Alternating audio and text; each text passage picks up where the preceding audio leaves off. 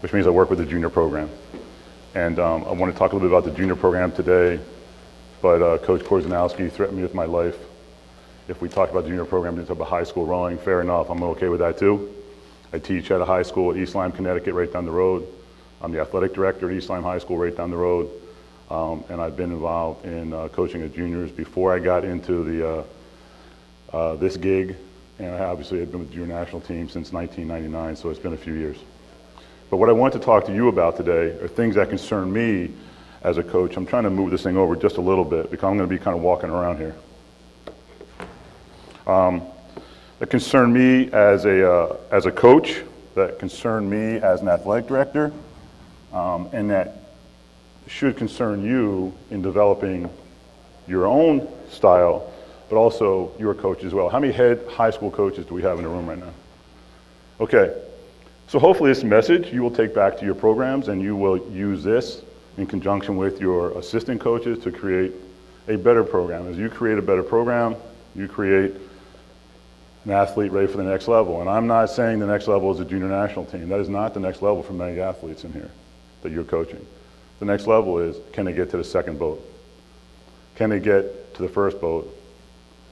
Can they have a lot of fun? Can they be successful in whatever goals? Are they achieving the goals that they've wanted to achieve? So here are the topics today. And oh, by the way, you don't have to take copious notes. I'm going to ask you to write down a couple things. We'll post this on the USRowing, JRS.org site. I know many of you have been to that. And that'll be posted by tomorrow night with all the links and all the documents that go with it. Okay? So here are the topics tonight. Characteristics of a successful coach. Athleticism counts. It does count.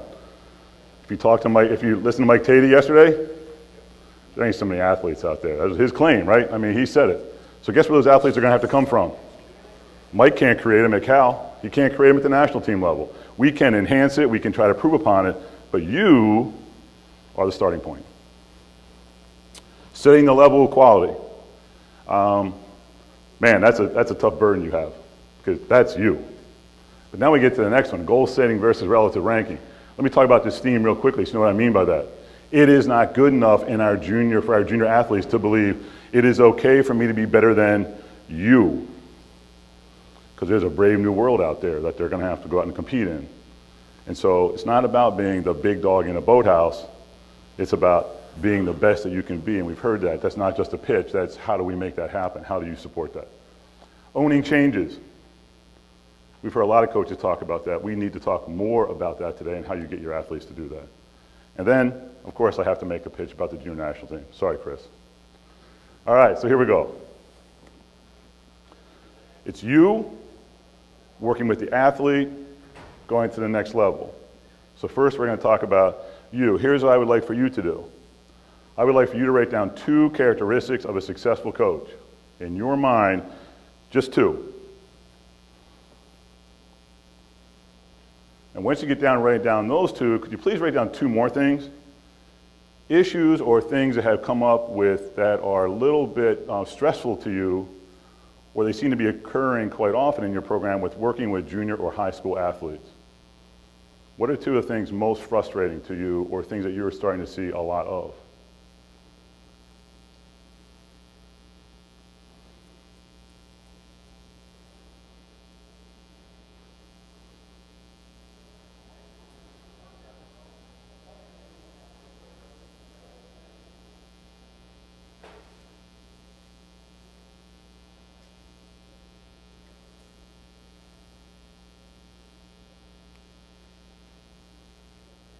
How are we doing? Another few seconds, we'll get going.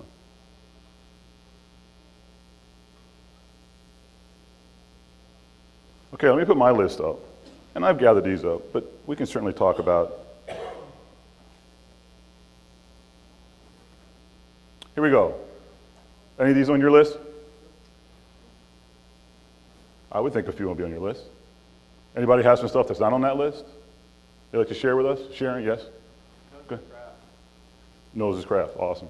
I know what to talk about. Patience, man. That's patience coaching, patience rowing stroke. I've heard patience a lot this week, and I love it. Consistency. Consistency. Leadership. Fantastic. Flexible. Learner.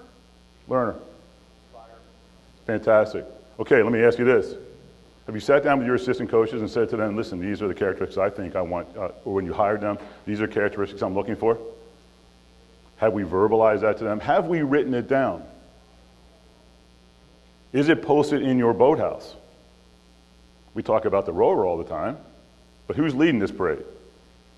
Here's what I'm going to guess. I'm going to guess that maybe we've talked about it, but I'm going to guess pretty much no one has written it down. So let's talk about something that is posted. This is posted on the website. And I think if we agree that the U.S. Olympic Committee for Coaching Development, you know, they pretty much see most of the sports in the world. And these are the 10 things that they consider. So many of you had things that are on this list, right? So we're heading down the right path. Here's some more.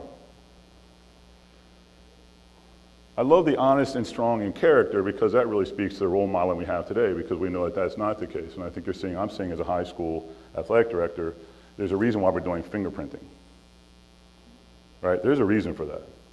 Because we're finding people who are not qualified, are not honest, do not have character, that, gee, what a great place to work around kids, right? So this is something that is in your hands. But here's what I'm going to suggest that maybe you can do.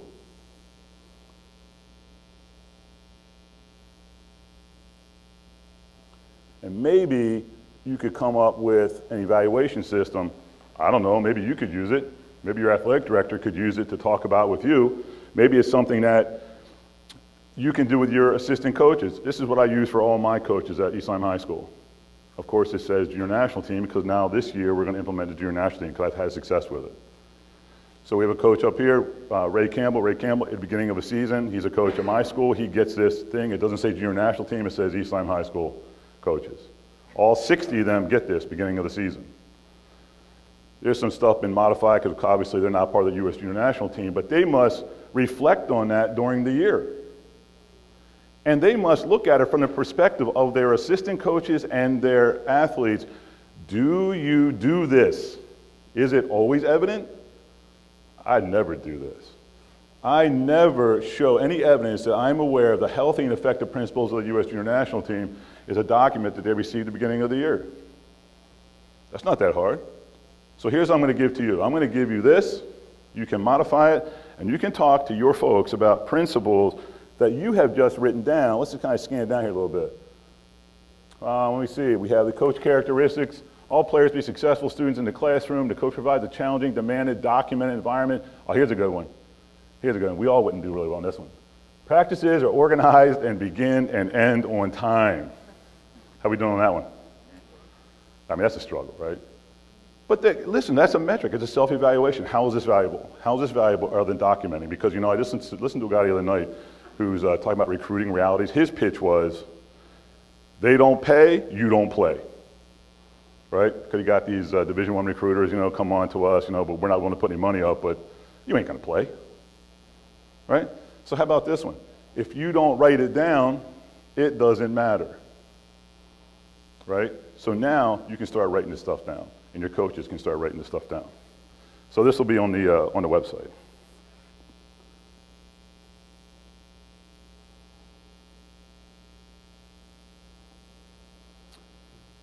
Hey, coach, your last athletes. Let me ask you something, Nick. You got this one right here because, I mean, you run a retail program, right? I do. You do? I know a few of you in here, not too many. You know this one? Yeah. Here's something I've seen with learned behavior. Do the kids in your program kind of know the pecking order of where they are in the program? They kind of know. Are they happy party program? Do any of your kids walk in every day and go, phew, my coach sucks? Does anyone do that? I've never heard that. But you know this is what goes on. This is basketball, but this is sports. How did your game go last night? We won, but I didn't even get in the game. That's okay. You are only a sophomore and you are playing on varsity. So on. My coach sucks.